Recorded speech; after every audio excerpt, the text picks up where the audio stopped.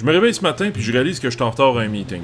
Je suis pas trop stressé parce que j'ai pas à me soucier de me raser. Ça nous fait bien une barbe de quelques jours. J'ai pas à me maquiller, puis ma douche, j'ai pas le temps, je la prendrai plus tard. Un peu de tour puis le tour est joué. Je m'habille vite et un peu tout croche, comme d'habitude. Pas de risque que je me fasse dire que je prends pas soin de moi.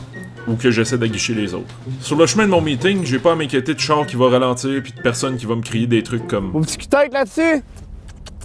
Oh tabarnak. Quand je passe devant une personne ou un groupe de personnes, je vais sûrement pas me faire catcall. Kevin, as-tu checké ton sel? Non, pourquoi? Juste comme ça, peux-tu me dire si t'as reçu une dick pic? Une fois au meeting, je peux avoir l'air évaché sur ma chaise. On dira pas de moi que je sais pas me tenir, mais plutôt que je suis un gars qui a confiance en lui. Je peux interrompre les filles, puis ça apparaîtra pas mal. C'est vraiment intéressant, Rosalie, mais je pense que les boys veulent savoir qu'est-ce que j'ai fait en fin de semaine. Quand je prends la parole, je me fais rarement interrompre, puis je peux dominer la conversation. De retour chez moi, quand je vais lire les commentaires sous ma vidéo YouTube, on va parler du contenu plutôt que de mon apparence. Je m'inquiète pas trop du choix de carrière que j'ai fait dans les médias, parce qu'on dit qu'un homme embellit en vieillissant, tandis que les filles vont se faire remplacer. De retour chez moi, quand je vais m'inspirer pour mon prochain costume d'Halloween, ce sera pas des versions slot de toutes qu'on va me montrer, le contenu, et avant de me coucher, je vais m'installer devant un film devant lequel il y a une très forte probabilité que le personnage principal représente mon sexe. Quelle journée dans la vie de pas une fille.